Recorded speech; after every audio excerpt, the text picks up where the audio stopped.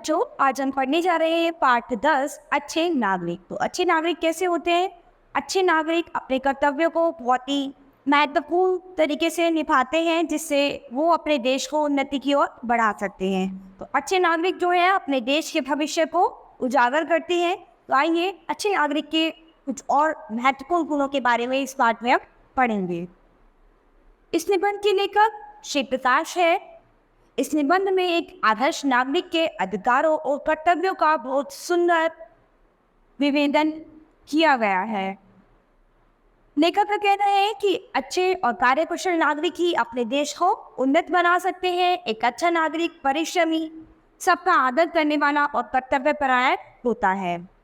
ठीक है, तो देखते हैं अपने निबंध में। अब कुछ बड़े बड़े लोगों के पैदा हो जाने से ही देश बड़ा नहीं हो सकता।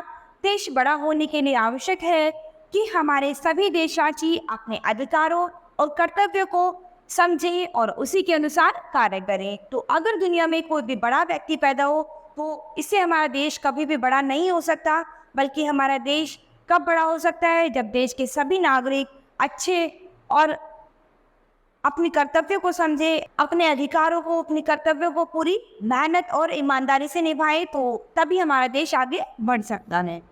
हम किसी श्रेणी अथवा जाति के चक्कर में ना पड़ें।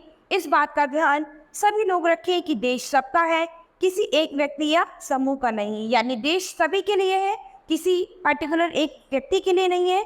तो ये देश के कर्तव्य, देश के प्रति अच्छा होना, ये सभी के कर्तव्य है, सभी के अधिकार हैं। देश तभी सुदृढ़ रह सकता है जब सब लोग अपना अपना कार्य समुचित प्रकार से करें। हमारी सबसे बड़ी आवश्यकता कार्यकुशल नागरिक की है। कार्यकुशलता क्या है और कार्यकुशल व्यक्ति कौन है? कार्यकुशलता का पहला अंक तो यह है कि हम अपने कार्य को अच्छी तरह जानें। हम में से अधिकतर लोग कार्य को उठा तो लेते हैं, पर उसे अच्छी तरह से जानते नहीं और न ही जानने का यत्न करते हैं। तो कार्य उठा लेना इतना महत्वपूर्ण नहीं है जितना कि उसे पूरा करना और निभाना। तो क्या है, हमें जो भी कार्य अपने ऊपर लेना है उसे पूरे कर्तव्य के साथ निभाना है। जब सफलता नहीं मिलती तो अपने को दोष न देकर दूसरों को दोष देते हैं।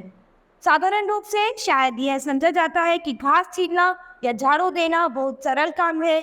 यदि इन कामों को करने की कोशिश करें तो मालूम हो जाएगा कि इसके लिए भी कितनी शिक्षा की आवश्यकता है। तो क्या है कि हमें कोई भी कार्य जो है किसी के लिए भी कभी सरल नहीं समझना चाहिए। हर किसी के लिए हर कार्य महत्वपूर्ण है। जो कोई जिस काम को करता है उसे उसकी महत्वता पता होती है। हम कार्य के ब्यौरे पर ध्यान नहीं देते और न उनमें योग्यता तथा निपुणता प्राप्त करने का ही यत्न करते हैं। इससे हमारा काम खराब होता है। यदि हम लोग अपने अपने काम के एक एक अंग को समझें और उसमें प्रवीण होने का ध्यान रखें तो हम अपनी और अपने काम दोनों की वृद्धि और उन्नति कर सकते हैं। यदि हम ऐसा करें, अपने अपने कार्य को अच्छे तरीके से समझें, तो क्या है, हम अपने और अपने काम दोनों को बहुत ही आगे बढ़ा सकते हैं। कार्यकुशलता छोटे और बड़े का भेद नहीं जानती। जो कार्यकुशल होगा वह आरंभ में चाहे कितना ही छोटा क्यों न हो अवश्य उन्नति करेगा। इसके विपरीत जो कार्यकुशल न होगा वह आरंभ में चाहे कितना ही बड़ा क्यों न हो अवश्य गिरेगा। तो क्या है, हमारी कार्यकुशलता का किसी छोटे या बड़े के होने से कोई फर्क नहीं पड़ता। तो जो भी व्यक्ति कार्यकुशल होगा वो आरंभ में चाहे कितना ही छोटा क्यों न हो बाद में बड़ा अवश्य बनेगा। ठीक है, कार्यकुशल व्यक्ति अपने कार्य में गर्व का अनुभव करता है। अगर सफाई करने वाला यह अनुभव करे कि मेरे बिना सारा संसार गंदा रहेगा, यदि कपड़े धोने वाला यह अनुभव करे कि मेरे बिना सारे संसार के कपड़े मैले कुचैले रह जाएंगे, और यदि कपड़े की सिलाई करने वाला यह जान ले कि मेरे बिना सब लोग महंगे हो जाएंगे, तो वे भी अपना महत्व समझेंगे और अपने कार्य को उत्तमता से करेंगे। तो क्या है कि यदि हम ये जान लें कि हमारे बिना ये काम नहीं हो पाएगा, हम अपने अंदर इस चीज़ को महसूस करें, तो हमें अपने अपने काम के प्रति महत्वता पता चल जाएगी, हमें अपने अपने अधिकारों का पता चल जाएगा। कार्यकुशल व्यक्ति अपने काम को अच्छा और महत्वपूर्ण मानता है और उस पर गर्व करता है।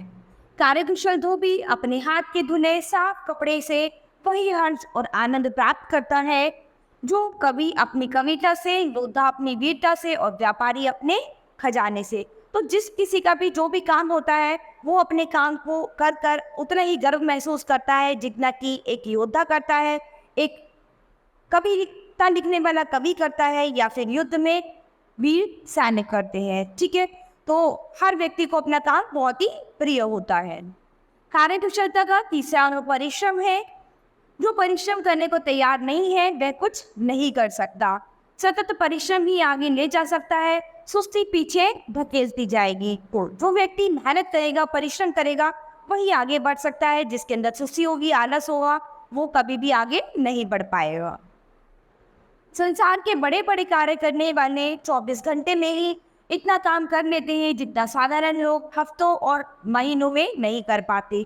तो जिन व्यक्तियों में लगन होती है वो क्या करते हैं, वो 24 घंटे में ही इतना काम कर सकते हैं जितना लोग हफ्तों में और महीनों में नहीं कर पाते। तो मेहनत और ईमानदारी से काम करने वाले की बात अलग ही हो जाती है। सतत परिश्रम ही प्रकृति का नियम है। जो इस नियम का पालन नहीं करेगा वह कष्ट पाएगा। कार्यकुशल नागरिक अपने कार्य को जानने वाला, उस पर गर्व करने वाला और उस कार्य में परिश्रम करने वाला होता है। आदमी की परख बड़ी बड़ी बातों से उतनी नहीं होती जितनी छोटी छोटी बातों से। छोटी छोटी बातें ही आगे चलकर बड़ी हो जाती हैं। छोटा सा छेद बड़े बड़े जहाज को डुबा देता है। तो क्या है, आदमी की परख जो है हमेशा बड़ी बड़ी बातों से नहीं होती, छोटी छोटी बातों से होती है। कभी कभी छोटी छोटी बातें ही इंसान का मन खुश कर देती है, और क्या है, छोटा सा छेद भी बड़े बड़े जहाज को कभी कभी डुबा देता है। छोटी सी फुसी बड़े से बड़े पहलवान को मार सकती है। अतः छोटी छोटी बातों की उपेक्षा मत कीजिए, वे बड़ी से बड़ी बातों से बड़ी है। कार्यकुशल व्यक्ति सबका और सबकी कामों का आदर करता है। वह दूसरों की उतनी ही उपयोगिता समझता है जितनी अपनी। तो अगर कोई व्यक्ति कार्यकुशल होगा तो जितनी उसे अपनी महत्वता समझ में आएगी उतनी ही दूसरों की। वो दूसरों को भी इतना अधिक समझेगा जितना वह खुद के लिए है। यदि हम दूसरों के साथ वैसा ही व्यवहार करें जैसा हम उन लोगों से अपने प्रति चाहते हैं तो हम सहज ही सच्चे नागरिक बन सकते हैं। उदाहरण के लिए, यदि कोई हमसे कोई वस्तु मांग कर ले जाए तो हम चाहेंगे कि वह हमको उसी हालत में मिले जिसमें हमने उसे दिया था। यदि कोई हमको वचन दे तो हम चाहेंगे कि ठीक तरह से समय पर उसे पूरा करे। सड़क पर चलते समय हम चाहेंगे कि सड़क पर कहीं भी केले के छिलके आदि न पड़े हों। यदि अकस्मात किसी केले के छिलके के कारण हमारा पैर फिसल जाए तो हम चाहेंगे कि राह चलते लोग हमारी सहायता करें, न कि उपहास। यदि हम रेल की खिड़की से टिकट ले रहे हैं तो हम चाहेंगे कि पीछे के लोग धक्का न मारें और आगे बढ़ने की कोशिश न करें। तो हमको चाहिए कि अपनी बात का सदैव निर्वाह करें, वचन का पालन करें, उधार दी गई वस्तु को उसी हालत में समय पर लौटा दें, रास्ते में गंदगी न फैलाएं आदि। इसके साथ ही यदि हम परिश्रम और लगन से अपना कार्य करें तो हम अच्छे नागरिक बन सकते हैं। तो क्या है, हम हर किसी से वही उम्मीद करते हैं जैसा कि हम अपने लिए चाहते हैं। ठीक है, अगर हम अपने लिए अच्छा चाहते हैं, हम चाहते हैं कि कोई हमारे साथ कुछ गलत ना करे, कोई रास्ते में गंदगी ना फैलाए, कोई धक्का मुक्की ना करे, कोई हमारा सामान जैसे ले वैसे लौटाए, तो जितनी जैसी चीज़ें हम चाहते हैं वैसा ही दूसरे भी हमारे से ऐसा ही चाहते हैं। तो हमें उनके लिए भी ऐसा ही व्यवहार करना चाहिए, उनके साथ भी ऐसे ही बर्ताव करना चाहिए जिससे कि उन्हें भी बुरा ना लगे। तो जो चीज़ें हमें बुरी लग सकती हैं वो सामने वाले को भी बुरी लग सकती है। तो हमें ऐसी चीज़ों का ध्यान रखना है कि हमारी वजह से कभी किसी को कुछ गलत ना लगे, कोई भी चीज़ ऐसी गलत ना हो जिससे किसी दूसरे को हानि पहुँचे या फिर किसी को अच्छा ना लगे।